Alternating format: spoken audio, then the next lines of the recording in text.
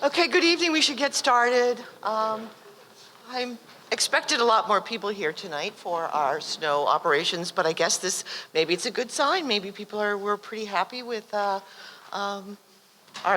DPS's fabulous job at our first snowstorm, but we do have cable here, thank you, and we'll be recording this so we'll be able to go up on their YouTube website. Link from the city also, we'll be able to do that and put it up. So I would like to recognize our city councilors who are here tonight. Charlie Tonter, councilor, soon to be councilor at large, but at least for another few weeks, so Ward 4 councilor. That seat to be assumed by Christine Wallace. Thank you for being here, councilor-elect. Heather Shan, our Ward 3 councilor. Sharif Zeid, our Ward 1 councilor. And currently our at-large councilor, soon to be seated as Ward 6 councilor. A lot of movement going around in the council, so Jim McCauley, nice to have you here. And we have our Deputy Director, Tony Finari from DPS. Stand up and look at the camera and smile, please, Tony. Okay. And you'll get to hear from Jamie Tuckalo in a minute, and then one of our key foremen here, Ron O'Keefe, who has been instrumental in managing the highway department. So let's get started and just go over our winter snow plan policies and operations. So what are our snow plan goals? Essentially to quickly open the streets and make them passable so that essential traffic can safely negotiate roadways. Pretty straightforward. Make our public roadways as safe as possible during all winter conditions and ensure effective and sufficient communication with residents and businesses. So a snow emergency parking ban, when does that happen? For any winter event with accumulation of 3 inches or more of snow. And why is there a snow emergency parking ban? It notifies residents to clear the streets for plowing. It opens surface lots for residents to park, and it initiates our city's snow plan, which you will hear about tonight. In terms of notifications, we have several ways that we put notification out to residents. The one that is, I think, most popular is our blue lights. We also posted a banner on the city web alert, cityofnewburyport.com, and the mayor's blog, newburyportmayor.org, the City of Newburyport social media, Facebook, Instagram, and Twitter. And there is a snow emergency hotline, and you have picked up packets, and there's also brochures, and we'll keep these out downstairs too for the public to pick up. Blue light locations, Marches Hill, Route 113 at 95, Route 113 at Hoyts Lane, Water Street at Chandel Drive, Market Square, Story Ave, Ferry Road, the Mosley Ave intersection, Malcolm Hoyt Drive at Parker, High Street at State, Route 1 Rotary at State, Merrimack, Mosley, and Spofford at the roundabout, and Story Ave across from Daniel Lucy Way. What is really important for the public is that if you go to the city website, you'll see on the home page, which is circled here in red, sign up for e-alerts. So you click on that, and then you go down, a menu will come up, and you just check what you're interested in. If you want to know about all city notices, then you'll see there is a box to check that, and then there's also a whole series of other things that you can check off if you want alerts on. During the snow ban, on-street parking is banned on all streets. They can park at designated surface lots for duration of the snow emergency, and residents have 12 hours to remove their vehicles from the lots when the snow emergency ends. The parking garage currently is available at an hourly rate, but we've been looking at the possibility of adding a flat fee during snow emergencies. We have 180 permits? 180 permits sold, so this becomes difficult because if people have spent good money on a permit to be in the garage, we're trying to figure out how we can make that balance. But that is something that Councilor Shan has asked for a parking advisory committee meeting, which has been scheduled for next week. We'll explore this a little bit further. The emergency lots are at Unicorn, Green Street, the police station driveway. What?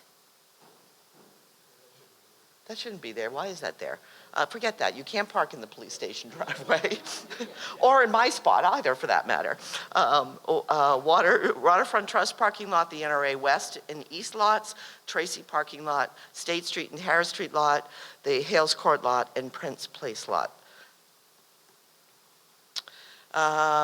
Emergency snow parking lots, again, as I mentioned, cars have to be removed within 12 hours following the end of an emergency snow ban, and cars need to leave the lot so that DPS can fully plow the lot. This is important for businesses, for downtown, for, it's just really important that people move their cars. The quicker the cars are removed, the quicker DPS can fully remove the snow and prepare for future storms. But parking bans are not just for cars. We ran into some problems this last snowstorm with people putting dumpsters in the streets that you can see how it's impossible to plow around a dumpster, trailers, unregistered vehicles, equipment. Many people, DPS has been great about knocking on doors, asking people to remove, basketball hoops and, nets and things like that. And people generally have been incredibly responsive. And it's been, I think, we haven't had as much issue, but because we have dumpster pickups in the downtown, we really need to make sure that these dumpsters are on the sidewalk and not on the streets. So at this point, I am going to, look at this great team of people who plow for us and take care of our streets. These are our internal staff, and I'm going to turn it over to Jamie Tucla, our Deputy Director, who is going to pick it up at this point. Thank you, Jamie. Thank you. So, getting right into it, this is the staff that's out there all hours of the night, every holiday, anytime it snows. That's the faces that you're looking when you guys just see a plow. One of these gentlemen are behind that plow driving down the street to keep everybody safe. This is what it takes to actually run a snow operation. It takes the director, myself, Ron Keefe, Mike, and everybody else that you see up here on the display. The planning that goes into a snow event isn't what some people might think of just getting into a truck, throwing the key in and dropping a plow and driving. There are routes. There are pre-treatment that we'll get into tonight. There's months of preparation going into the winter months to make sure all of the equipment is ready to go. We have enough sand, salt, all the fun stuff. Here's our equipment.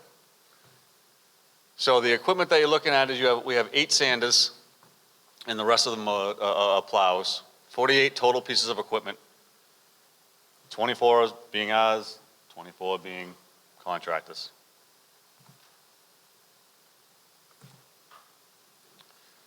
Pre-treatment. The reason why we pre-treat, so I heard a comment that streets look great. Streets are down to the all black pavement. But I was wondering why I saw so many trucks driving with no plows down before it was even snowing. That's pre-treat. Pre-treat is we're trying to get the asphalt ready for the snow before it actually hits. Putting down the calcium and the salt prevents buildup, pack, which causes ice after the storm. So we usually go out there 4 hours before the storm starts, or predicted to start. It takes about 4 hours to do the entire route of the city of Newburyport. So if we do it about 4 hours before the start of the event, by the time we're just about wrapping up, the snow starts to fly, we get ready to go. So these are one of the 19 snow routes. So it's kind of hard to see, but actually it's not bad up on the screen. I just wanted to show everybody that this is one of 19. So the gentleman that are running the crews, after a 15, 16-hour shift, and the salt crew has to go back out after the event is over to finish the snow plowing operations with a fresh layer of salt so it doesn't freeze overnight. This is what they're looking at. This is what they know. It's not like they're just driving down streets. It's a very organized operation. So we start plowing when the accumulation of snow hits 3 inches or more. Before that, we can typically hit it with pre-treat. But once the call is made from Tony or myself, or of course the mayor, we begin with the 48 pieces of equipment hitting the streets. It's about 50 personnel, 19 different plow routes, because you have 19 pre-treat, you have 19 snow routes. So it kind of, 70 miles of streets are plowed. A couple of things that I'd like the people that are watching this. Please remember to keep back from the plows when you're driving and never try to pass a plow when you're driving. Yes, you might be going a little bit slow, but you will get there safely. These are the plowing routes. So there's 19 separate plow routes. Every individual driver is assigned a route at the beginning of the year. Typically, it's a repeat from the year before as long as it's the same personnel. If we don't change personnel, they typically stay on their routes. They know them like the back of their hands. And that's crucial when you get to storm 5 or 6, you know, umpteen hours deep. They know where the bumps are, they know where the curbs are, they know where the grass is. This is just this is a version of the smaller version of the larger version you just saw. This is Route 9. So plow Route 9. This is what the gentleman takes care of. You know, you're looking at some abutting streets that are right next to it that they will not touch because that's not their route. So a lot of people might ask why a truck is driving by my street without going down it. It's because that's not their route. They're doing their jobs. DPS now has the capability of tracking any and all vehicles that plow for the city of Newburyport. We track speed, we track location, fuel consumption, and any other thing you can, idling time, any other report that needs to be generated to help us out in the future for trying to help out with operations, how to save money on fuel, how to cut down emissions. That's what this is for. This is what it looks like on. Add one other piece to that. I think one of the things that also is important about the addition of this new snow app, we constantly get calls from people saying things like, I haven't seen a plow on my street in X amount of time.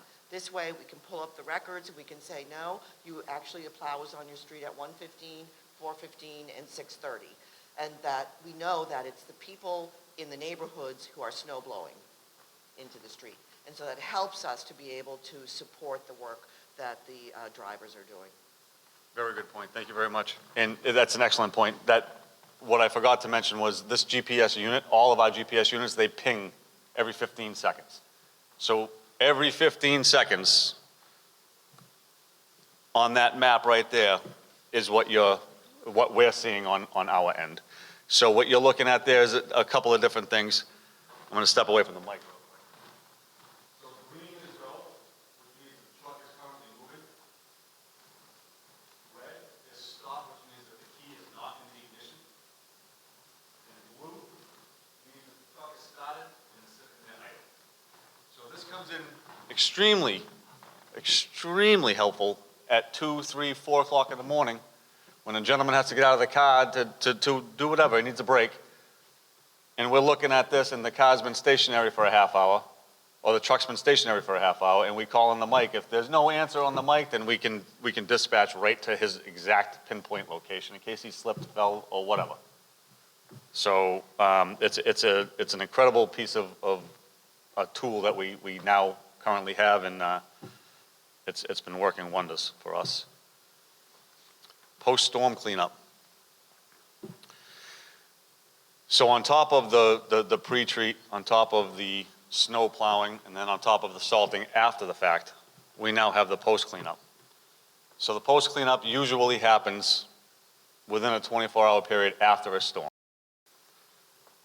We start with the school routes first, and we work our way basically around in a map, which I have coming up to show you. School sidewalk routes, crossing guard routes, all municipal sidewalks, ramps at all the intersections, the rail trail, which now we do over the bridge into Salisbury, the removal of snow piles, and the final clearing of streets, which we try to widen up. That's the director's big thing, is he likes the streets wide, curb to curb. Here's one of the examples of a school route that we do, and I'd like to show everybody, the reason why this one's on here is to show you how detailed we get is the area that has the little lines going through it is the areas that we don't touch. Because that's not ours, that's not the city, it's not municipal. Everything that's highlighted is the streets that we touch, or the sidewalks that we touch. So again, that goes back to the questions that we hear during the day. Why do I see a snow blower or a piece of equipment on the side of the road and they stop at a certain point? That's because they're doing their jobs. Again, it's a very detailed operation that's been happening for generations, and we're just kind of trying to keep the streets open the best that we can. Trash collection. So this is a big one. So the city makes every effort to maintain trash collection schedule. But placing dumpsters, trash, and recycling bins on the street, there is an ordinance there for a reason, and then it's our phones that ring when the barrels are getting whacked, trash is getting scattered. It just, if there's a snowstorm and we're out there plowing, we're just respectfully saying, can you find a space, either keep it inside until the next day, then bring it out, or you're gonna have to find a space that's somewhere on your property away from the street. I can't tell you how many times that our phone rings with irate people that, well, my barrel was on the street and now it's not. It was snowing out, and that's just how it goes. Unfortunately, it's just the way it is. So we do try to avoid at all costs. But if you ever notice a street and sometimes you'll see the wave motion down that street, that's us trying to go in and out of different things. And we have half of the street calling us saying that the street's not plowed, and the other half saying, where's my barrels? So keeping the barrels away from the street at the time of a storm would help everybody. Because ultimately, the city will not be liable for trash barrels that are hit in the street during plowing. A couple of important points. Please spread the word, do what you gotta do, but the snow blowing and the pushing of the snow into the streets it's to the point that, the frustration level on all parts after a storm is there. It boils up to a point that it doesn't really need to. The suggestions, if you call us, we can tell you, I would wait to the best that you can, or make a side little entrance before your driveway where the snow would hit before it hits your driveway.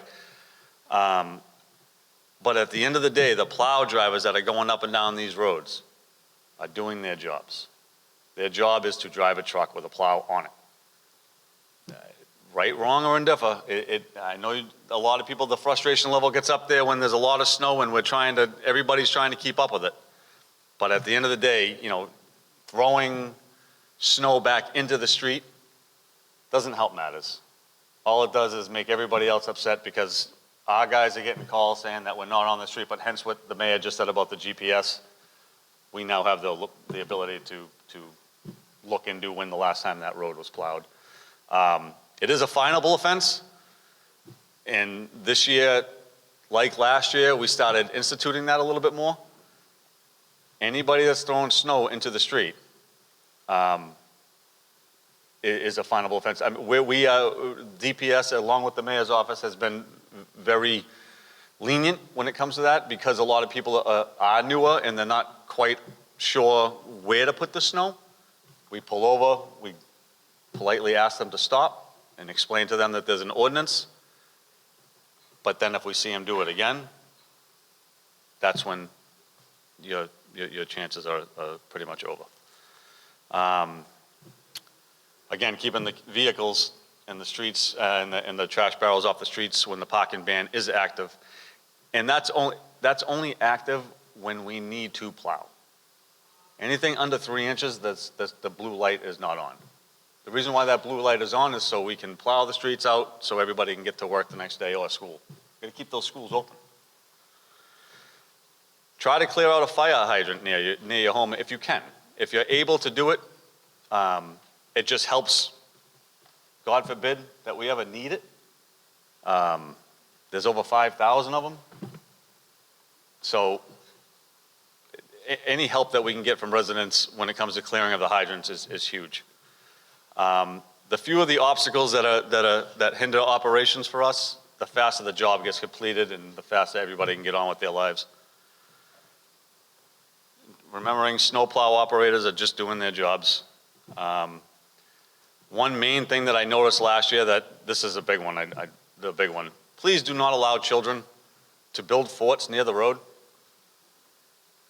I mean, it's a little bit of common sense. Yes, thank you. A little bit of common sense. I had to stop a plow last year from going down the street when I saw children kind of like tunneling under one of the curbs, which I know it's a snow fort, it's cool, but maybe have them do it on their driveway side, away from the roads, because these plow drivers, they don't see anything. The plows are huge, they're driving down the street, and they're doing their best to focus on the roads, not so much on the side of the road, especially with the wing blades. And they could have been up for like 14 hours. Yeah, and there's that. Fatigue is definitely a factor when it comes to this. Sidewalks. Sidewalks, removing snow and ice from sidewalks is the responsibility of the homeowner.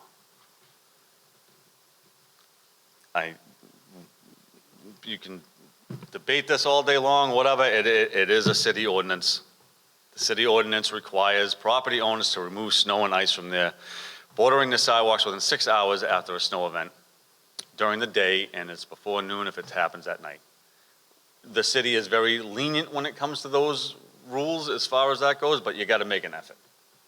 I mean, it just has to be done. There is a $50 violation, and it can be enforced by a police, the health director, and or his or her designee. And that's there for the reason of if, it's safety. I get it. Everybody's tired by that point, but there are organizations that can help. Which we'll get into in a minute. This is what I was explaining to you guys earlier. If you clear a little area on the right-hand or left-hand side, depending on how your driveway sits, to allow the snow to kind of build up there as the city plows are coming down the street, it does, believe it or not, it does help. It takes the blunt of it. You will get some, yes, it's not a miracle thing, but it will help with the amount of snow buildup in the driveway entrance of your homes. Hydrants, catch basins, and exhaust fans. So these are three pretty important things. Catch basins, if you know where there's catch basins in front of your homes, or if you know of on your street, clearing those out would just help us out when, well, like tomorrow night, it's supposed to rain pretty good. So 1.5 inches of rain on top of ice and snow, it's got no place to go. The ground's frozen. But if these are cleared off, we're giving the water a place to escape. So little things like that go a very long way. The hydrants I already explained to you, it's just one of those important things. And the vents in your home, make sure that the dryer vents, not the dryer vents, but the exhaust vents are shoveled out, carbon monoxide. People tend to forget about that when there's snowbanks there because it's out of sight, out of mind. It's a mental thing you should remember. The Snow Angel program. So these are the programs that come and help you if you needed assistance in plowing or shoveling out snow. If it's on the handouts that the mayor has over there on the desk, and if not, you can call DPS. We'll guide you in the right direction anytime. Again, we're here to help. And then the takeaways. You want to sign up for the e-alert. For those who don't have the e-alert, Matt Coogan has been very good with the Facebook and the Twitter. He's posting all the time. The snow emergency hotline is key. Tony and Ron have that pretty much summed up, that if you call it, it has a recording that will let you know when the snow band is lifted. And then just follow the instructions, and that's it. Thank you. Questions? Counselor? A couple questions. So first one is could there be any consideration for just automatically suspending trash service if a snow emergency is expected to be in effect at 7 a.m.? So in other words, we just call Mellow off at 10 p.m. the night before and say, look, at 7 a.m. tomorrow there will be a snow emergency on, to just dispense as much as we can with this trash can problem, because it is a problem. My ward has Monday pickups often, so the last one was a Monday, and of course all the barrels are all out, so you get the zigzags, crushed barrels. So why don't we just make it an automatic where we just say, look, if there is a snow emergency on and you pick a time, 2 cutoffs, one to let Mellow know and one in the morning, is that something we can consider? Well, we have talked about that, but the problem is that then the whole city gets backed up in terms of trash. Because the only times that Mellow doesn't come is Christmas, New Year's, Thanksgiving, I think, are the only days that they do not pick up. So it really becomes difficult for them to keep up with the trash. Okay, So, again, if it's going to be a really significant storm, then at times we've asked them to delay in terms of pickup to give the plows a chance to clear the streets first. But, we talked about it this last time, but Mellow wants to come and pick up the trash. So I think that that's something we can continue to explore and work on. okay, thank you. Next question is about towing policy. It wasn't mentioned in the discussion. So who initiates a tow for a vehicle that's left in the street? How long? Can you, expand on that? Obviously, nobody wants to get the complaint that their car was towed, but at the same time, this is all a balancing act. So, what should residents, or could residents, is there an increased interest in towing? Because I know in the past, you don't want to tow somebody's car, and I get that. But at the same time, then everybody else pays for it because you never end up getting the street clear. Then the next storm comes, and it's just a compounding problem. So is it the police department that would initiate that driving around? Is it DPS? Where would a car be towed to? Things like that.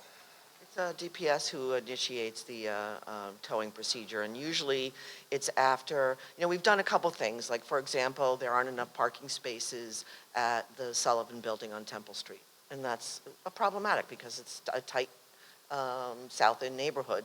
And so we have gone to them and put up signs that there's a snow emergency to try and help get some of the seniors to get into some of the Green Street lots and some of the other lots too.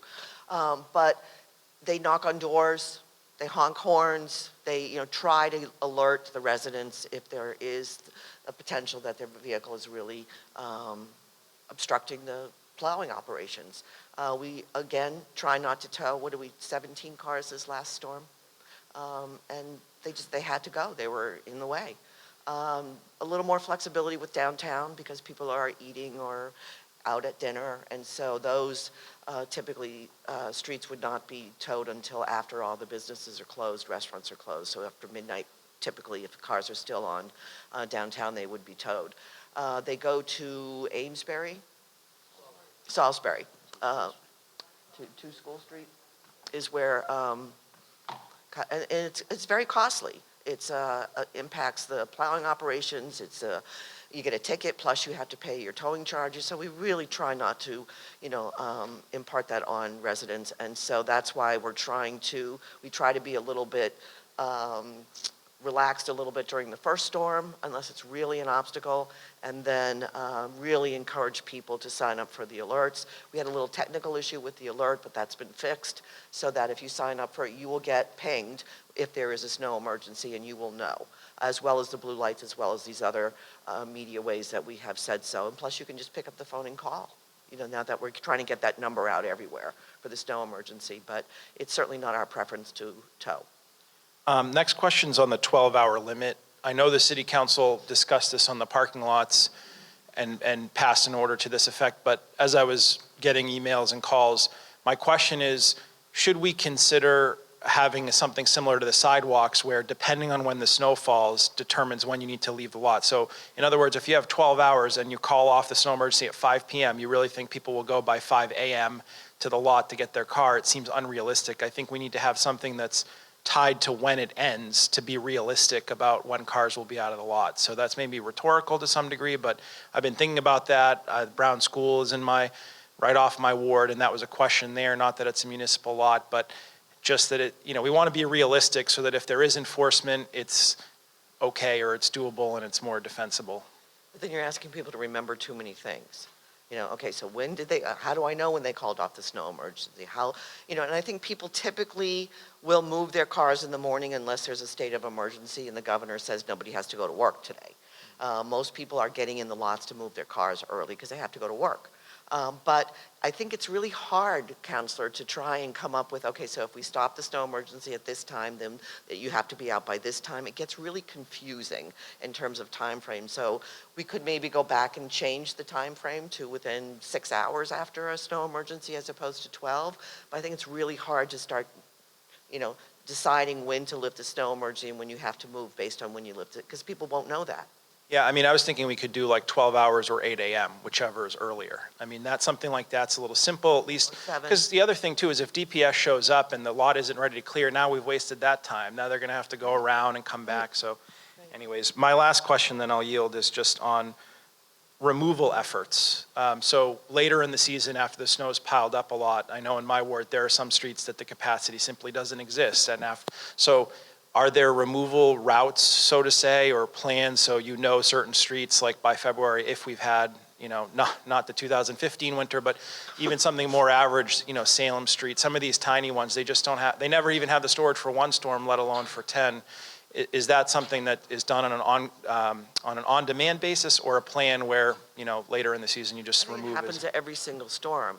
In this storm that happened last week, after the storm and all the clearing was done, there were DPS workers out there clearing edges of streets because you can't see to take the corners. So, I think no matter what the storm is, there will be clearing. And it doesn't hurt to just pick up and call as a ward counselor and just say, we have a real problem with sight lines at the end of this street. And they'll put it on the list and get out there as soon as possible to move snow. And they bring it down to Cashman, or we piled it up at the end of Perry Way, or hopefully we won't run out of space at Cashman this year, as we did in 15. So, but those are good questions. Thank you. Anyone else? Thank you. So I will apologize for making your lives harder by having Auburn Street as a snow emergency street now. But with that being said, how are you going to handle that one? Are we going to have folks, we were just discussing, be gone in 12 hours, but I'm pretty sure that street probably would be more amenable to be gone by 8 a.m. or something. And then I'm sure, the one concern that folks did bring up was, all right, how quickly is it going to be cleaned up after they do get the cars off? Because, that'll be a... Well, again, it's new. Right. It's a new pilot that we're doing since we're putting a new basketball court up on what used to be snow emergency. But I think as with everything that they're clearing out, they'll get to it as quickly as possible. In terms of Auburn Street, and we'll work with the neighbors because there's only 3 there. So I think, and then the other people who park there for the new snow emergency. We're not really want to make it a huge public. Yeah, I agree. Like listed on this is where you can park in a snow emergency, because we want it to be specifically for the 20 or so people that really were displaced as a result of the basketball court. So, and if we find out this pilot does work, for one of these wide streets, then, maybe we can begin to look at other places in the city where we could add one side of the street for snow emergency, some of the wider streets like Marlboro, Federal, et cetera. But we'll, decide down the road. But let's see how Auburn works this year. And we'll just have to keep good communication.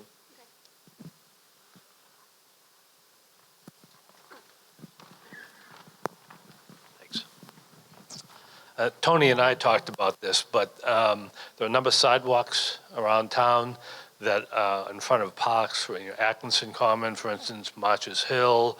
There are sidewalks under Route 1 on Merrimack Street.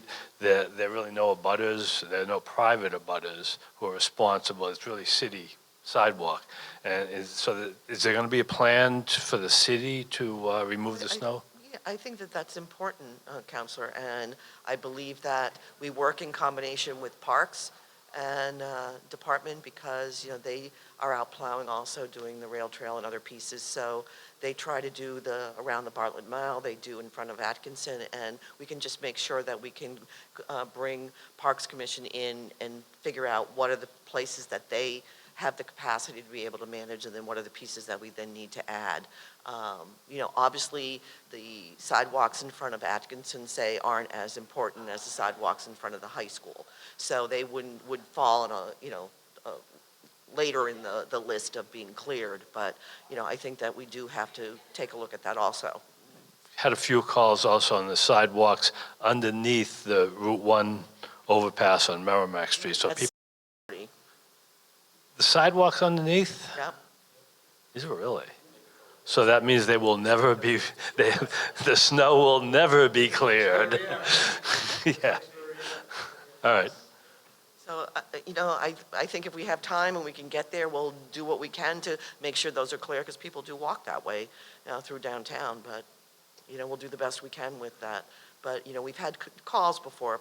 For example, the state typically will plow winter and summer, and they put the snow on the corner of Cary and High, and it piles up really high. And so we've had to call and say, guys, you have to come and remove some of the snow. We can't manage this. And the rail trail, they're plowing the rail trail now, I Yes. believe. So you can, that's an alternate route Right. that maybe people So should we had a could lot of learn people about. send, emails to me thanking us for taking care of the rail trails this last storm.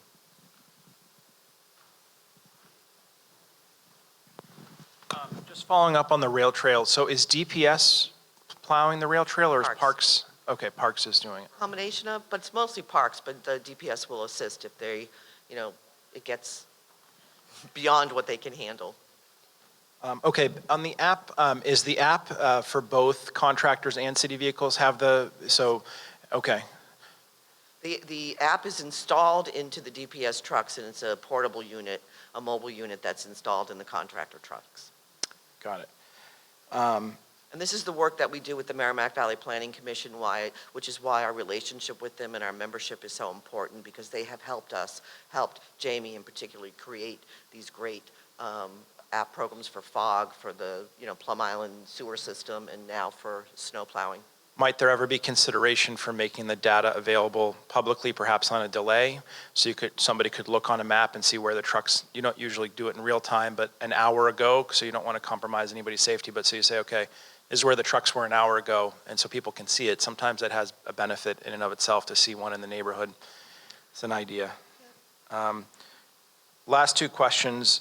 On the fines, the designation, I know in the ordinance in some cases, almost always the police have the power, and then sometimes it's these other people or their designees.